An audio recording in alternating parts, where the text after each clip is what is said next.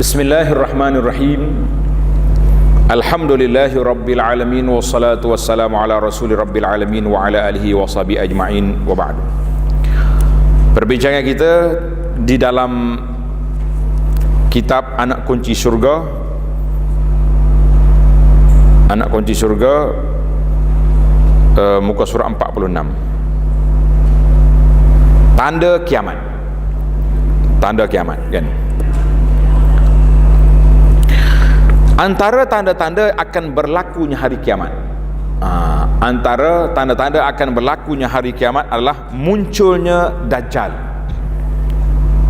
dan turunnya Nabi Isa dari langit.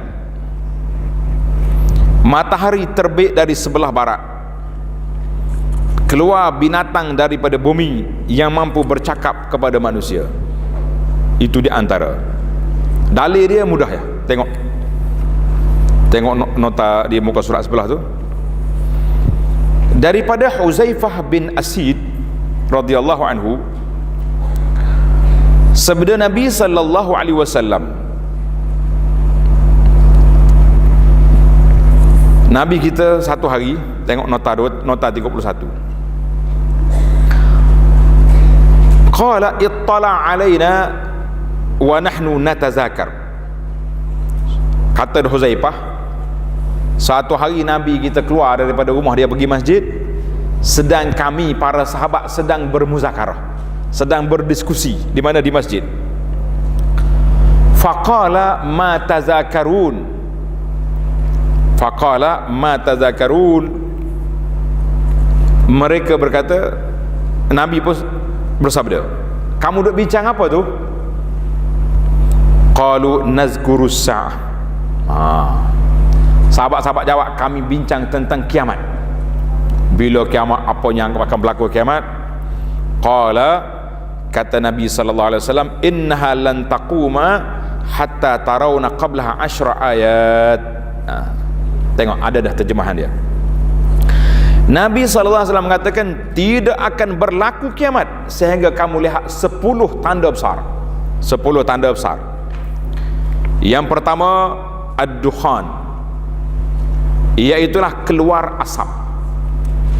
Asap tebal keluar ni, bukan macam jerubu kita baru ni kan. Masa jerubu baru ni ada dah orang keluar hadis ni, kita kata belum lagi, tu jerubu nama dia, kan? Bukannya hadis kiamat ni lagi.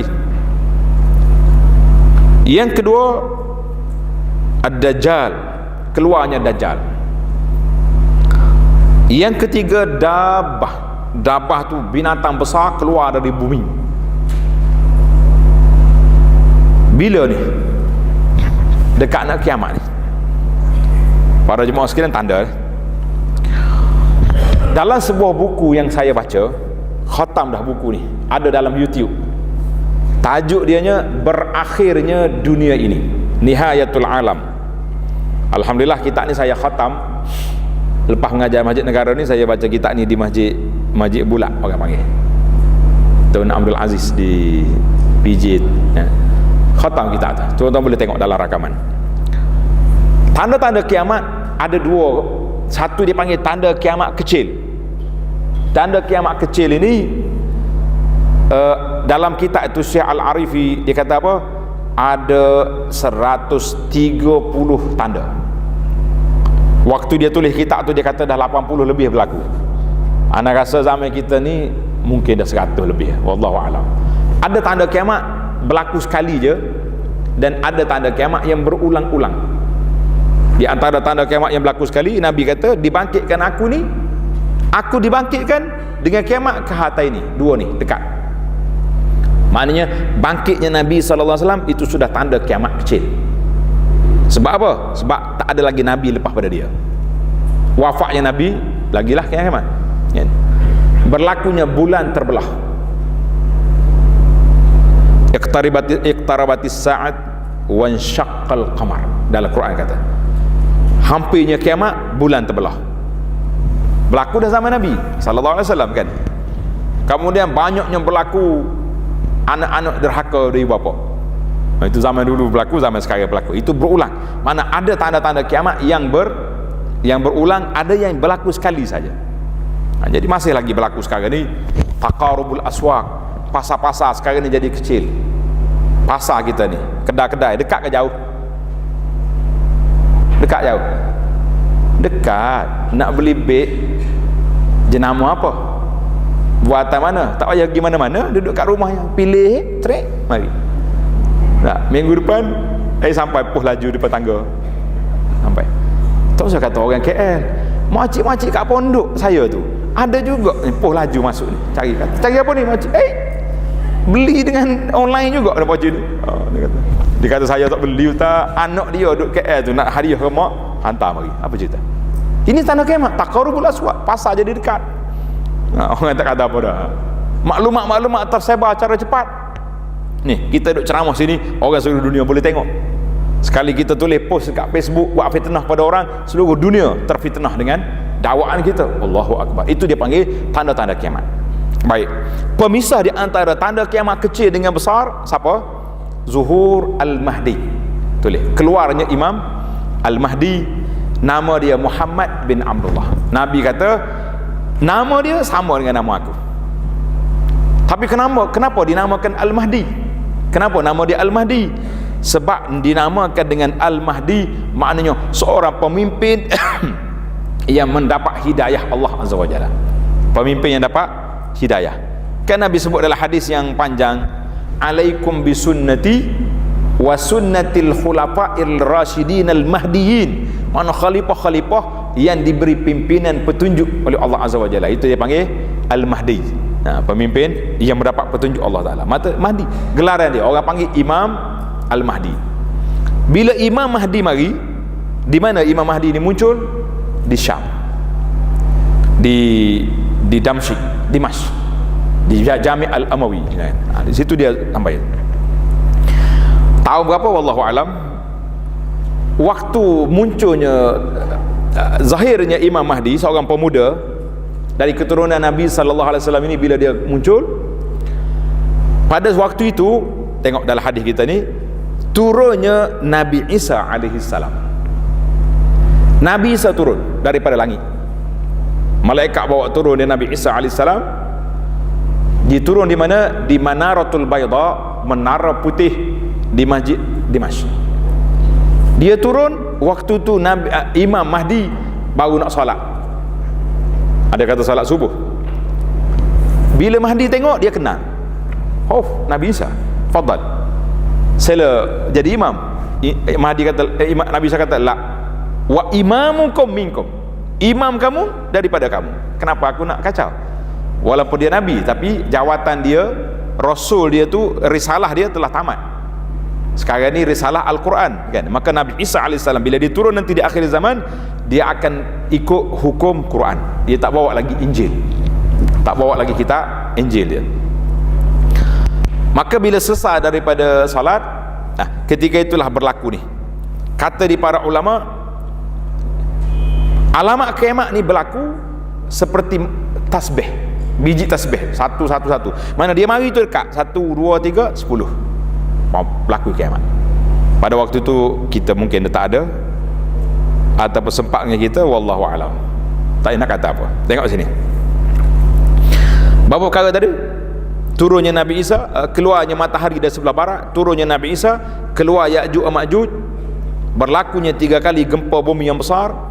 Pertama berlaku di sebelah timur, diikuti di sebelah barat, dan akhir sekali di kepulauan Arab. Dan akhir sekali api keluar dari Yaman menghalau manusia menuju ke tempat perhimpunan manusia semuanya. Hadis ini dikeluarkan oleh Imam Muslim. Jadi hadis ini 10 tanda. 10 tanda ni dia jadi macam mata rantai, macam ataupun tasbih, satu keluar. Baik. Waktu Nabi Isa tadi sampai, kebetulan masa yang sama Dajjal keluar. Dajjal yang kita takut ni ada masa tu. Bila Dajjal mari, Nabi Isa kejar dia di Babul Lud dekat Palestin. Maka Dajjal bila bau Nabi Isa, lembek lalu. Dia punya tak bermaya dah. Orang panggil aura dia hilang. Yang dia duk kacau orang tu, kalah Nabi Isa AS. Selesai dengan Dajjal, keluar pula Ya'juj wa Ma'juj. Keluar Ya'juj wa Ma'juj. Ya'juj wa Ma'juj ni makhluk manusia, tapi dia punya ganas. Kalau ikan tu dipanggil ikan Firana ke apa, yang dia boleh gigi habis sekali dengan tulang-tulang hancur. Firana, ikan hok gigi tajam. Ya'juj wa Ma'juj macam itulah. Dia mari, dia binasakan benda-benda. Dan dikepungnya Nabi Isa AS terkepung, sehinggalah Nabi Isa AS berdoa kepada Allah Azza wa Jalla supaya binasakan Ya'juj. Allah hantar mari ulat. Ulat gigit tengkok Ya'juj Ma'juj, dia mati habis. Nah, kita kata la ya'lamu jununa rabbika illahu, kita tidak tahu tentera Allah Ta'ala ni kecuali dia yang tahu. Tentera Allah Ta'ala ni tak hantar besar-besar, kecil-kecil dia hantar mari. Ya'juj Ma'juj kalah dengan ulat. Apa ni, Abrahah, ketua gajah, mati dengan burung ababil, burungnya. Burung ababil yang kecil ya, bukannya burung helang besar tu. Numrus, nyamuk. Apa dia lagi? Itu tentera Allah Ta'ala. Sekarang ni dihantar mari virus corona pula. Nah, takut habis seluruh dunia. Nah, itu dia panggil tentera Allah Azza wa Jalla. Kemudian bila mati Ya'juj Ma'juj, busuklah kawasan tu. Orang mengadu pula Nabi Isa AS, dia kata Isa busuk habis, macam nak buat? Nabi Isa berdoa Allah SWT, Allah Ta'ala hantar mari burung, ambil dia punya bangkai-bangkai ni, entah dicampur di mana. Jadi marilah pula, kemudian keluar dabah. Dabah ni keluar binatang besar yang keluar dari bumi. Ada riwayat yang mengatakan dia keluar di antara Safa dengan Marwah. Jadi jangan marahlah kalau kajian duk gali sekarang ni pun, biarkan, sebab dia nak seolah-olah macam nak buka lorong kepada dabah ni mari. Tak marah. Ada orang marah, dia kata, Ustaz, kenapa Arak ni buat bangunan tinggi dekat Masjid Haram tu? Kan? Saya kata, kenapa marah? Mahal lah jadi hotel. Kalau mahal, duduk hotel murah kat bawah tu, apa susah kita? Ada lagi, kita kata mahal je, musim haji tak cukup booking tu penuh. Kita ya tak ada duit, orang lain banyak pun. Susah apa dia? Saya kata, tuan, jangan duk marah. Mereka buat ini untuk nak merealisasikan tanda-tanda kiamat yang disabda oleh Nabi sallallahu alaihi wasallam. Ingat ada waktu malaikat mari tanya Nabi, bila kiamat? Nabi kata apa? Mal mas'ulu anha bi'a'lama minas sa'il. Orang yang ditanya bukan lebih tahu daripada yang bertanya. Mana kita dua sama-sama tak tahu. Allah Ta'ala saja tahu tarikh. Mana tanda dia? Malaikat tanya, wa ma asrat, mana tanda dia? Maka Nabi kata, boleh hufatan uratan yatatawalluna fil bunyan. Orang yang berkaki ayam dulunya, penggembala kambing, membina bangunan yang besar-besar, yang tinggi-tinggi. Besar tu tinggi tu, kalau mengikut inci dia, menara jam saah tu lebih tinggi daripada KLCC. Lebih tinggi daripada KLCC. Sekarang ni dia orang duk berlomba pula buat 1 kilometer tinggi di Jeddah, Kingdom Tower. Nak kata apa? Biarnya buatlah. Itu tanda kiamat. Kalau tidak, tak kiamat pula kan. Lambat lagi nak kiamat. Anak kadang-kadang bergurau dengan kawan-kawan Arab, saya kata, kamu ni kopuh lah.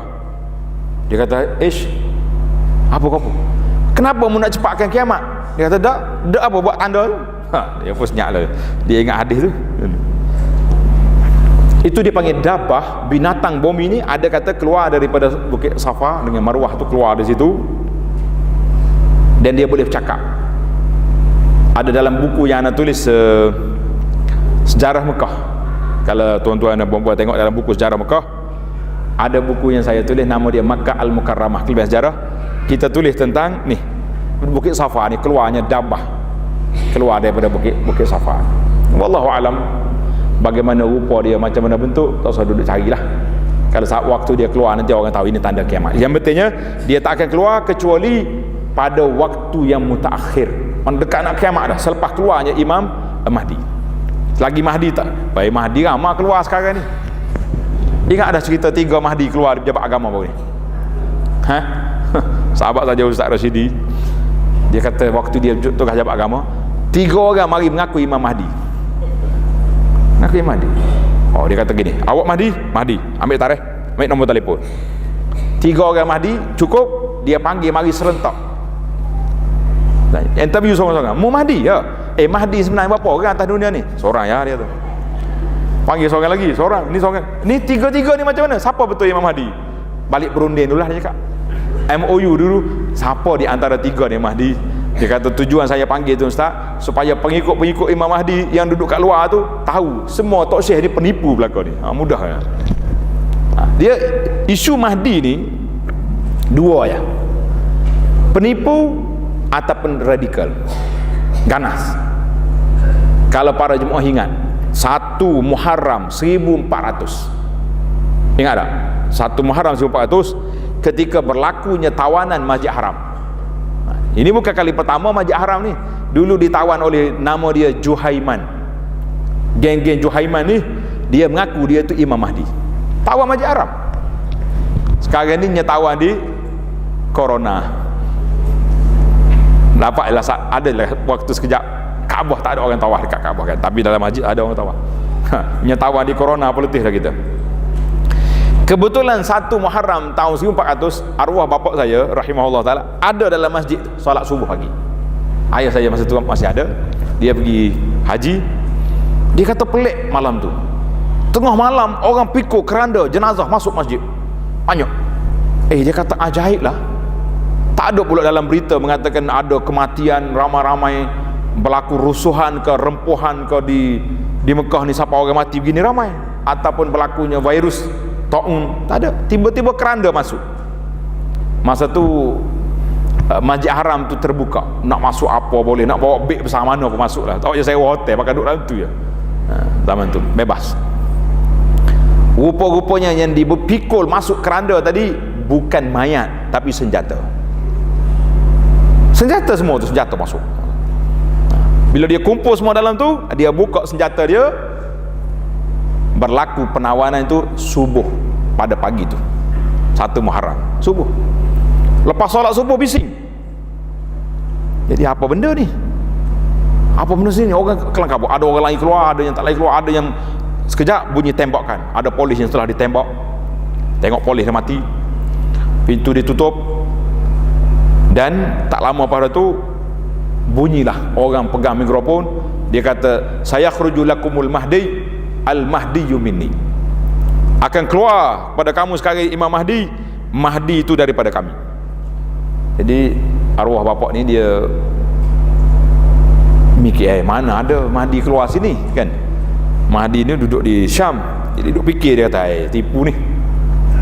Jadi orang mula kelang kabut, barulah ada orang lari keluar melalui lubang yang ada dekat dengan tempat saing. Tempat saing tu kalau pergi zaman dulu ada lubang besi pula tu, orang keluar ikut tu, pintu tutup lah. Itu cerita Mahdi. Maknanya kalau ada geng-geng di Malaysia ni pun dulu ada hampir-hampir nak isytihar Imam Mahdi, betul tak? Pemuda Mahdi sudah ada. Nasib baiklah kerajaan sekat cepat. Kalau tidak, tak tahu apa jadi. Sesak-sesak dah. Yang kita bimbangnya ni radikal ni, jadi militan, jadi ganas ni cukup bahaya. Jadi kalau ada para jemaah sekalian dengar kumpulan-kumpulan mana-mana lah berselindung di sebalik nama syariat ke tarekat ke kan, kalau ada yang duduk main Mahdi-Mahdi ni, terseduk jangan ikut, itu bahaya. Kalau ada ustaz nama Mahdi mari nak mengajar, tak apa. Jangan pula ustaz ni Mahdi ni, Abu Anas kata bahaya ni, letih kawan tu, takkan nak tukar dekat nama dekat JPN pula tak, mana boleh tukar, nama sudah siap. Ustaz Mahdi tak apa, Imam Mahdi bahaya, insya-Allah. Baiklah, jadi oleh kerana dalam kitab kita ni dia ringkas je cerita Mahdi ni, bagaimana api keluar daripada Yaman akan keluar manusia ke mahsyar. Itu di antara hadis Nabi sebut tadi. Maka Dajjal kita tahu dah. Apa lagi tadi? Yang pertama Dajjal, Dabah, keluar asap, dukhan dulu. Asap yang keluar akan berlaku. Kemudian dukhan ni asap dia tebal yang menyebabkan orang jadi, kalau orang kafir itu tersumbat dia punya pernafasan hidung. Wa ya'khudhul mu'minu kahiyatiz zukam. Tapi bagi orang mukmin asap tu macam sersema ya. Mana tak memberi kesan banyak. Tapi kita tahu lah orang kafir masalah. Itu dia panggil, dan dalam hadis lain sebut. Allahu akbar. Dan yang ketiga Dajjal sudah sebut, Dabah, matahari terbit di sebelah barat, itu Pada masa tu memang dekat kiamat. Sebabnya kalau matahari naik belah barat, kalau ada orang belum bertaubat, tidak diterima lagi taubat dia pada masa tu. Taubat dia tidak diterima. Turunnya Nabi Isa AS, keluarnya Ya'juj dan Ma'juj. Nah, Dajjal, Ya'juj, Ma'juj, Nabi Isa lebih kurang masa yang sama. Berlakunya 3 kali gempa bumi yang besar. Pertama berlaku di timur, di barat, dan akhir sekali di Kepulauan Arab. Sekarang ni gempa bumi kecil-kecil baru ni, yang besar ni tak belum lagi. Dan akhir sekali keluar api dari Yaman menghalau manusia menuju ke tempat perhimpunan manusia, iaitulah di mahsyar, perhimpunan mahsyar. Allahu Akbar. Dia kata apa ni, amari daripada Yaman dan dikumpulkan manusia di mahsyar di bumi Syam. Di bumi Syam. Mana api ni keluar dari sana, orang akan lari ikut api. Sampai tengah hari api, orang berhenti rehat, api berhenti juga. Api ada sini, mana tak boleh nak undur balik, tak boleh dah. Dia kejar semua sehingga sampai ke bumi Syam. Sampai di bumi Syam berhenti situ, maka akan berlakulah kiamat di situ. Wallahu alam. Baiklah, saya rasa kita nak ringkas-ringkas ya. Untuk maklumat ini tanda tuan-tuan. Siapa dia nak baca kisah alamat kiamat ini, tengoklah dalam buku Nihayatul Alam, berakhirnya dunia ini. Buku ni ada terjemahan bahasa Malaysia pun ada, bahasa Inggeris pun ada, bahasa Arab pun ada. Nama dia Nihayatul Alam. Bahasa Melayu kata terjemahan dia berakhirnya dunia ini. Ataupun kalau tak nak baca, tengok dalam YouTube, saya tolong baca, insya-Allah. Mudah ya. Orang sekarang ni tak sempat nak baca ustaz, download je dengar atas kereta dah. Hari-hari boleh dengar cerita kiamat. Mudah-mudahan kita dapat membuat persiapan untuk menghadapi kiamat, insya-Allah. Baiklah, kita pergi kepada isu yang seterusnya, hari pembalasan. Hari pembalasan,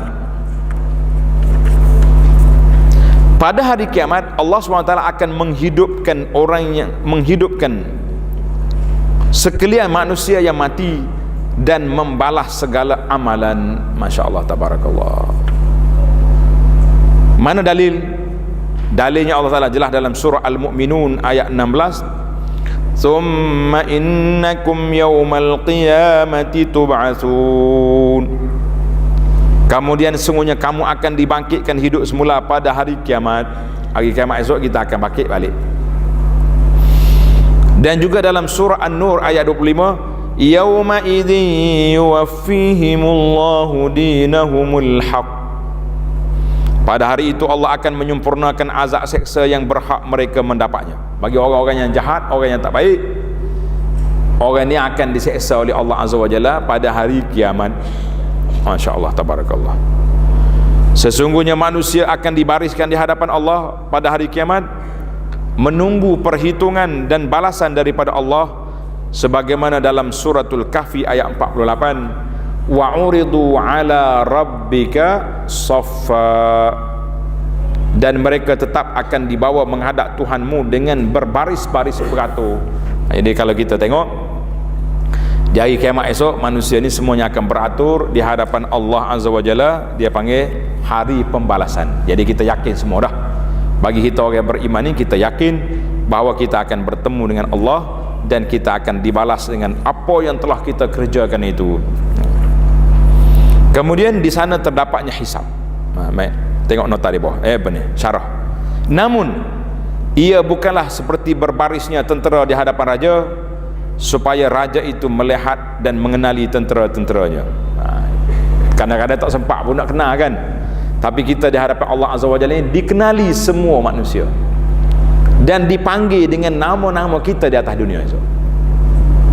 Allahu Akbar. Setiap orang tu akan dipanggil dengan nama dia, maka supaya nama kita ni tidak malu di hadapan manusia di akhirat esok, letaklah nama anak-anak kita tu dengan nama yang baik-baik. Biar orang panggil comel punya ni kan, pelik-pelik ni. Kadang-kadang saya duduk kursus haji, anak kata tuan-tuan dan puan-puan cuba kena apa? Kena di tepi Kaabah tu kan, nama dia Hajar Aswad, nama dia Hijr Ismail. Ada satu tempat nama dia Syazarwan. Siapa dia kena Syazarwan ni kat mana? Tepi Kaabah. Apa dia? Tak kenal? Comel nama tak? Kalau kita nak tak nama anak boleh. Siti Nur Syazwan. Syazarwan. Apa dia mana Syazarwan? Tengok gambar Kaabah, rupanya kaki 5 Kaabah tu yang putih je, yang orang pijak tu nama dia Syazarwan. Jadi bukan semua yang bunyi sedak tu arak tu makna dia betul, tapi makna dia kaki 5. Jangan buat macam tu.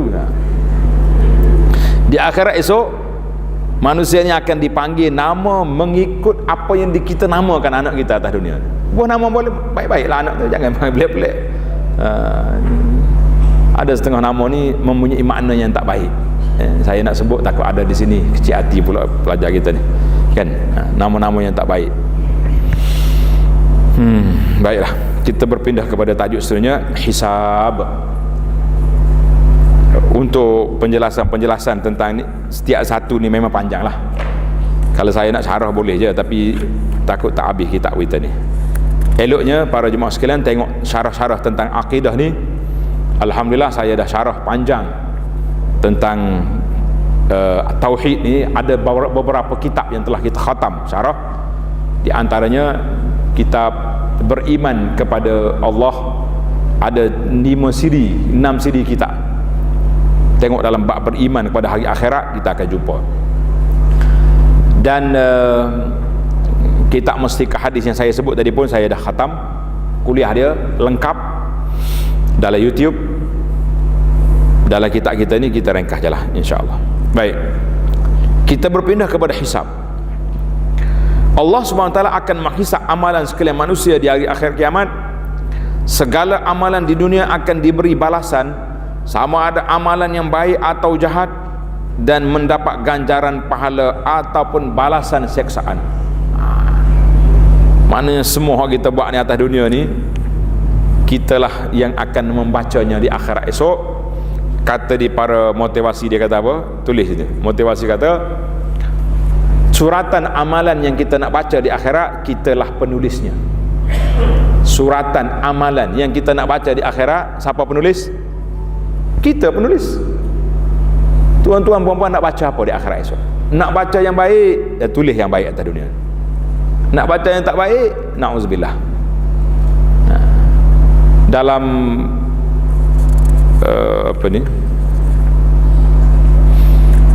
dalam hadis yang panjang, tentang tu'radul a'mal, pembentangan amalan ni, yauma yaqumun nasu rabbil alamin. Dalam pembentangan amalan itu, manusia akan dibentangkan segala amalan yang dia buat atas dunia ni. Ada orang ni bertaubat, dulu dia buat dosa-dosa, akhirnya dia bertaubat kepada Allah Azza wa Jalla. Bila dia bertaubat, Allah sembunyikan dosa dia di akhirat. Ini pentingnya taubat ni. Di akhirat esok disembunyikan dosa. Waktu dia baca laporan rekod amalan tu, dia duk cari mana dosa-dosa aku ni, Allah sembunyikan. Dia hanya baca amalan dosa-dosa kecil saja, dosa besar tak ada. Itu pun dia menggigil, Allahu Akbar, dosa kecil, dosa mata, dosa telinga, dosa ni, dosa ni. Mana yang dosa besar? Riba mana? Rasuah mana? Zina mana? Semuanya tidak ada. Kemudian apabila dibaca dosa-dosa ni, itu pun dia takut. Dia tanya malaikat, banyak lagi ni rekod saya yang belum dapat ni. Malaikat kata, Allah Ta'ala tutup rahsiamu di dunia dulu, kamu telah bertaubat, Allah rahsiakan di akhirat. Masya Allah, tabarak. Ini pentingnya kita bertaubat daripada dosa-dosa kita yang lepas. Jangan duk takut lah. Taubat dengan taubatan nasuha. Mudah-mudahan pada hari kiamat esok kita sentiasa doa dengan doa Nabi Ibrahim alaihissalam, wala tukhzini yauma yub'atsun. Doa ni saya selalu ajar, tanda wala tukhzini yauma yub'atsun, tanda no, ambil nombor ayatnya.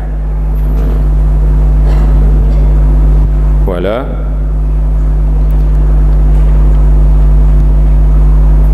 surah Asy-Syu'ara, tulis surah Asy-Syu'ara ayat 87.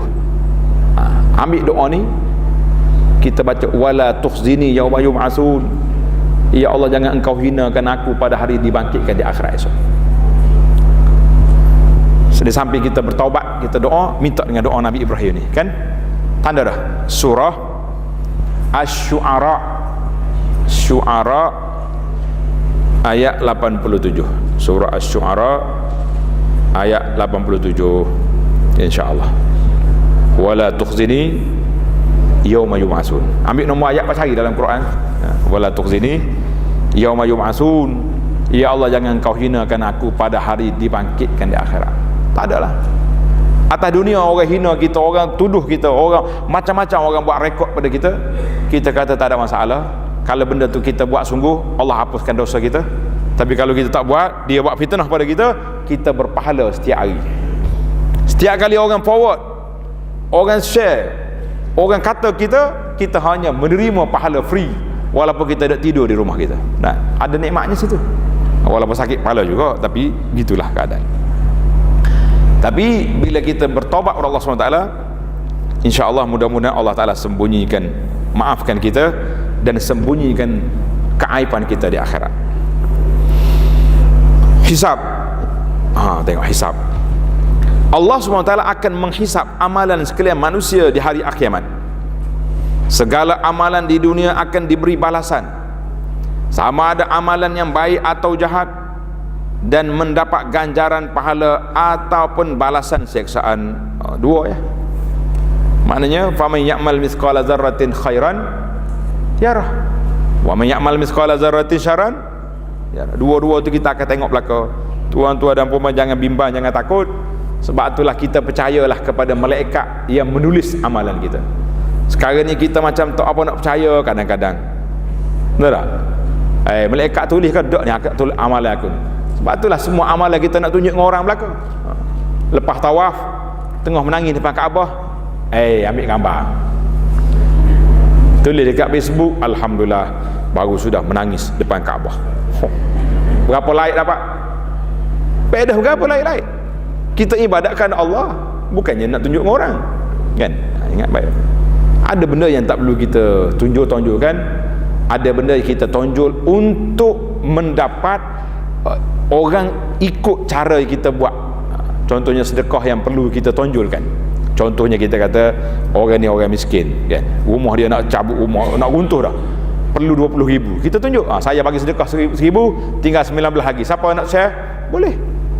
Tapi kalau eloknya kalau kita nak bagi sedekah orang miskin, berah ke makanan ke, tak payah duduk tunjuk-tunjuk lah. Kita bagi senyap-senyap je. Kalau orang tanya siapa beri, hamba Allah, tak payah duduk main nama-nama, tak perlu. Sebab kita yakin malaikat bertugas dengan baik. Betul tak? Jadi orang tak yakin malaikat tugas, ya dia nak tulis sendiri tu. Itu masalah. Allah SWT mengingatkan dalam surah Al-Maidah ayat 4, innallaha sari'ul hisab. Sesungguhnya Allah Ta'ala maha cepat hitungan hisab dia, laju sekali, laju dan tak tertinggal apa-apa pun. Seperti yang diriwayatkan dalam sebuah hadis, Allah Subhanahu Wa Ta'ala akan menghisapkan sekalian hambanya pada dalam tempoh masa separuh hari dunia. Berapa juta bilangan manusia atas dunia ni?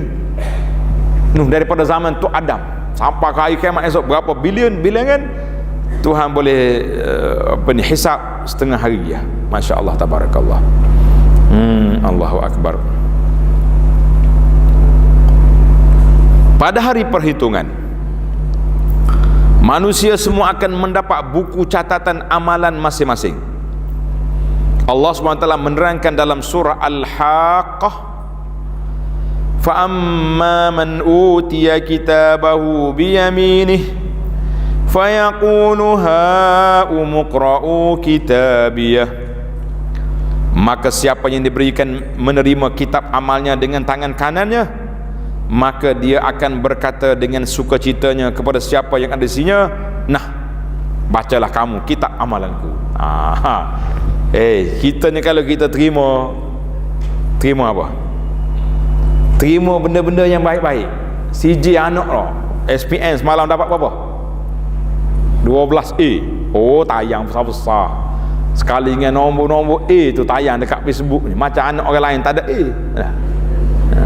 Dia panggil, bahasa orang kapal kata, suka nak apa ni, nak tak tahu apa nak marah kau kawan-kawan pula, suka nak nyehu lah kata orang Kelantan katanya, suka nak nyehu gitu.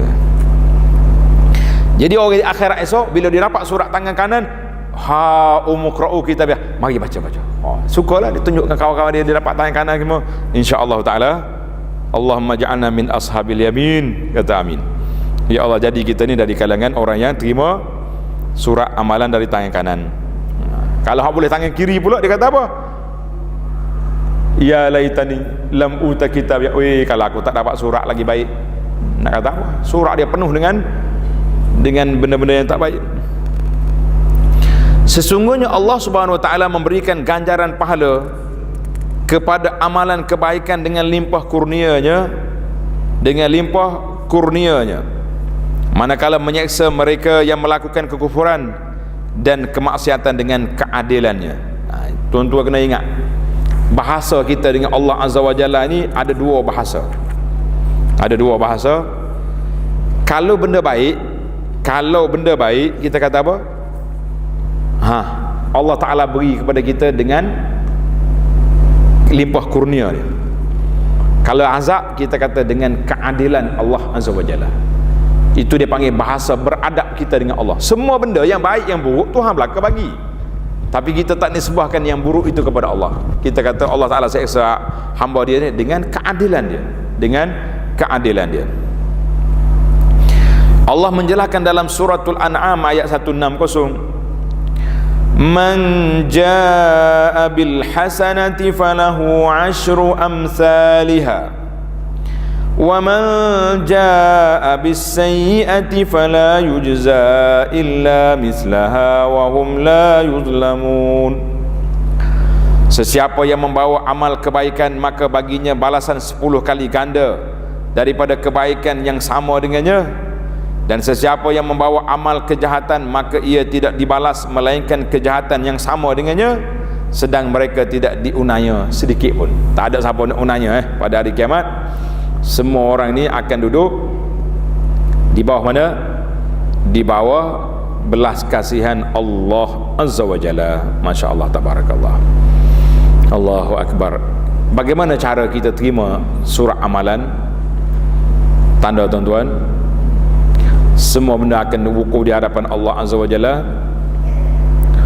Kata Nabi sallallahu alaihi wasallam, Aisyah radhiyallahu anha, dia dengar Nabi kita bersabda.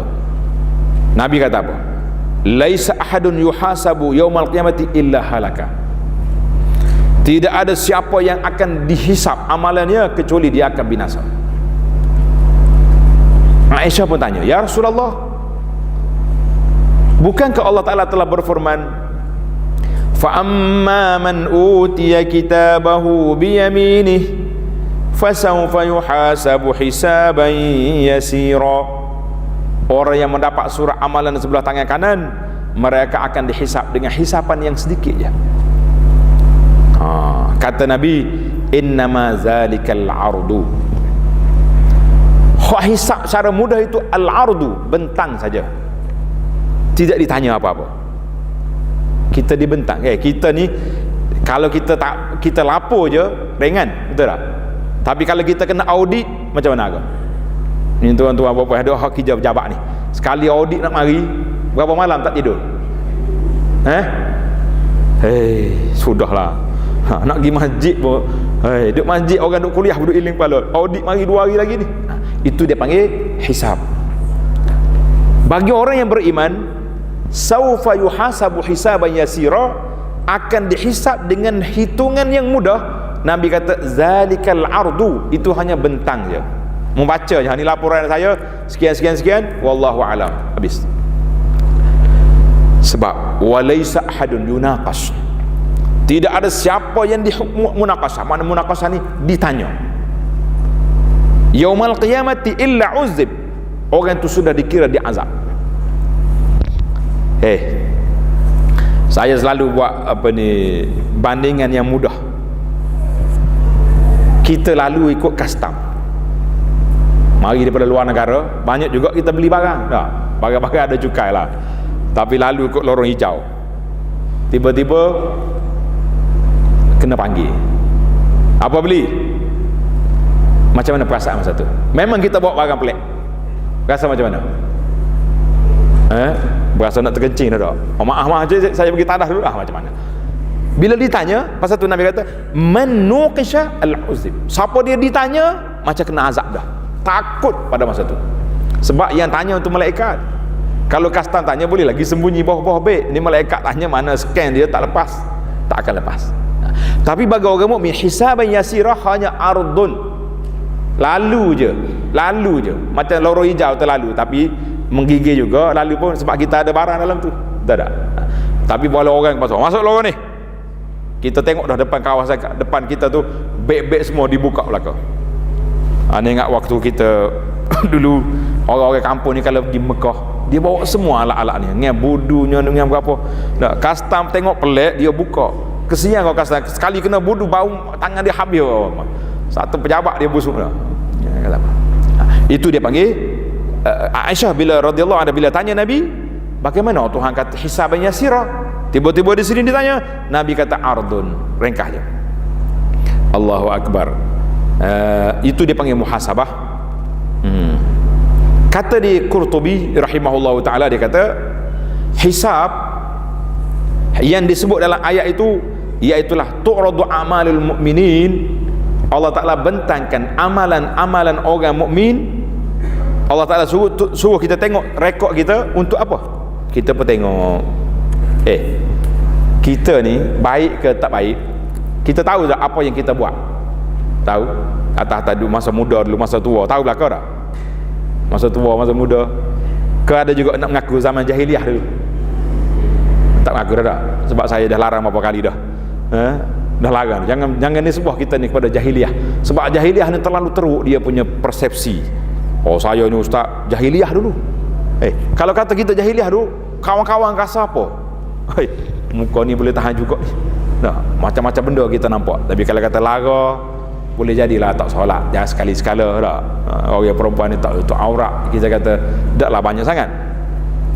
Jadi kata di Qurtubi rahimahullah ketika menafsir ayat itu, dia kata tu'radul a'mal, dibentangkan amalan orang mukmin hatta ya'rifa minnatallahi alaihi. Tengok dosa ni. Allahu Akbar. Kalau Tuhan buka atas dunia dulu, tak ada siapa nak salam dengan kita. Sekarang ni orang hormat pada kita. Sebab apa? Sebab Allah sembunyikan dalam dunia dulu amalan. Tapi Tuhan kata apa? Aku tahu mau buat. Yang kamu buat dah aku tahu. Wa fi afwihi anha fil akhirah. Tapi hari ni qad satartu, aku dah sembunyikan dosamu di atas dunia dulu.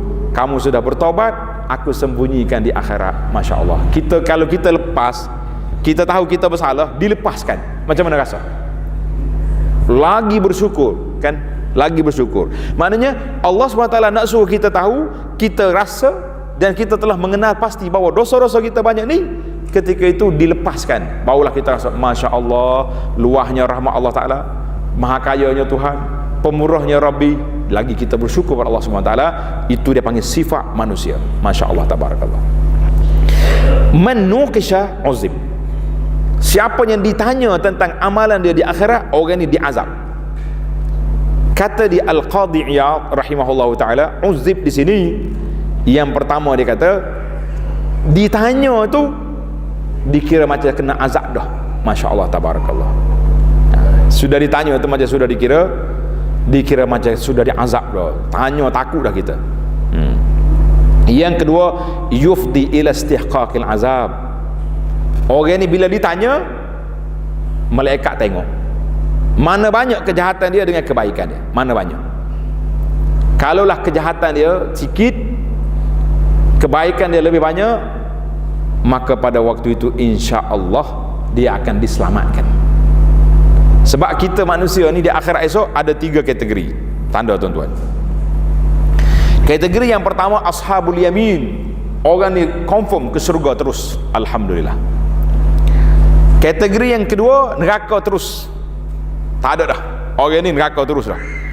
Tak ada perundingan lagi sebab dia syirik pada Allah Taala.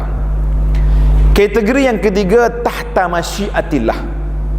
kumpulan yang duduk di bawah kehendak Allah Ta'ala. Orang ni siapa? Usatil muwahhidin, orang-orang ahli, orang yang derhaka di kalangan orang ahli tauhid. Dia ahli tauhid tapi dia derhaka kepada Allah Azza wa Jalla. Maka orang ni duduk di bawah golongan masyiatillah, duduk di bawah kehendak Allah Azza wa Jalla. Tuhan nak dia azab, Tuhan nak dia lepaskan. Berapa banyak ni hadis-hadis tadi. Bila orang ni diberi 99 sijilat surat amalan dia, Allah Ta'ala tanya. Allah kata apa? Allah Ta'ala kata, aku tutup dosa kamu di dunia, maka aku lepaskan kamu di akhirat ini. Masya Allah, tabarakallah. Ketika itulah manusia akan bersyukur kepada Allah Azza wa Jalla. Sebab apa? Sebab kita tahu kita semua duduk di bawah belah kasihan Allah Azza wa Jalla. Hisaban yasira. Allahu Akbar. Hei, kata di para ulama ketika menafsirkan surah Yasin, al-yawma nakhtimu ala afwahihim wa tukallimuna aydihim wa tashhadu arjuluhum bima kanu yaksibun. Pada hari ni aku tutup mulut dia. Mulut tak boleh bercakap, mulut ni nakal. Depan Tuhan nak menipu lagi. Wa tukallimuna aydihim, tangan bercakap, kaki menjadi saksi. Semua ini menjadi hisab, perkiraan di hadapan Allah Azza wa Jalla, yang kecilnya, yang sarinya. Masya Allah, tabarakallah. Semua manusia akan dihisab. Yang tak dapat dihisabnya berapa? 70,000 yang masuk syurga bila hisab wala azab. Kan ada 70,000 tu, 70,000 ni terus lepas. Orang lain kena. Dalil kenanya kita akan tengok dalam bab titian nanti, sirat. Wa im minkum illa wariduha. Tengok ayat muka surat 51, itu dalam siri yang akan datang insyaAllah, sebab masa kita dah habis. Yang pentingnya, yang pertama sekali akan dikira apa dia? Akan dikira dua perkara dalam bab ibadat. Yang pertama sekali, awwalu ma yuhasabu bihil abdu yaumal qiyamati as-salah. Yang pertama sekali akan ditanya tentang salat. Yang kedua, dalam masalah perbuatan manusia akan ditanya ad-dima, yang berkait dengan darah orang. Siapa dia tumpahkan darah orang, siapa dia bunuh orang, siapa dia pukul orang, akan dikira dulu sebelum dosa-dosa yang lain. Allahu Akbar. Maka kita mengatakan ini sangat-sangat menakutkan kita para jemaah sekalian. Marilah kita bersedia hapuskan benda-benda yang tak baik. Amalan, surat amalan yang kita nak baca depan Allah Azza wa Jalla nanti, kitalah penulisnya di atas dunia. Tengok dalam kitab kita ni, kata Allah Ta'ala buat hisab tu berapa lama tadi? Setengah hari ni. Seperti riwayat dalam sebuah hadis, Allah SWT akan menghisab menghisab ni, muka surat 50 tu. Seperti diriwayatkan dalam sebuah hadis, Allah akan menghisapkan sekalian hambanya dalam tempoh masa separuh hari. Mana hadis ni?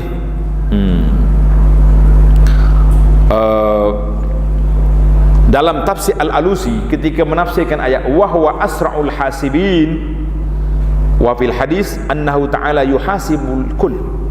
Allah Ta'ala akan hisapkan semua fi miqdari halbisyah, sekadar perah susu kambing. Sekejap je tempoh masa. Ni ayat ni Nabi kita ni sabda kepada orang Badui. Orang Badui dia tak main minit, tak main jam, dia tak pakar. Dia pakar lama mana? Sekadar perah susu kambing. Dia tahulah masa tu zaman dia. Zaman kita ini banyak mana? Sekadar masak sebiji kek. Ibu-ibu hendak buat kek ni tahulah berapa minit mikrowave. 10 minit, 20 minit.